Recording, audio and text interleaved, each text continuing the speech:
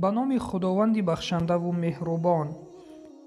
از ابو ایوب خداوند از او راضی باد روایت است که پیامبر صلی الله علیه و سلم فرمودند: شخص ماه رمضان را روزه دارد و سپس 6 روز از ماه شوال بعد آن روزه گیرد، مانند ثواب 1 ساله روزه را به دست می آورد. روایت مسلم. أهلا بك رمضان نرقى بك رمضان.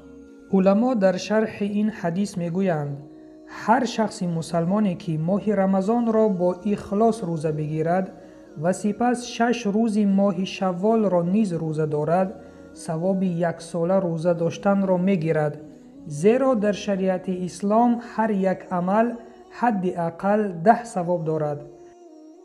پس 1 ماه رمضان ثواب 10 ماه را دارد و ثواب 6 روز روزه ماه شوال 60 روز است و با همین 12 ماه کامل می شود.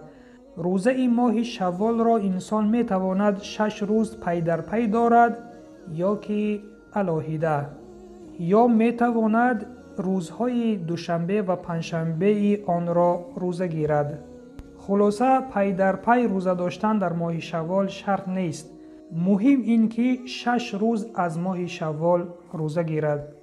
رمضان أهلا بك رمضان نرقى بك. برادر و خواهر ایمانیم، اینها همه یک فرصت های هستند که خداوند بر ما نصیب گردانیده است. ثواب روزه 1 ماه رمضان برابر بر 10 ماه می شود. ثواب 6 روز روزه ماه شوال برابر به 60 روز می شود.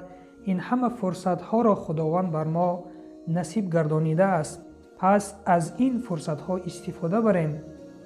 و سلام بر آن شخصانی که راه هدایت را پیش گرفتند.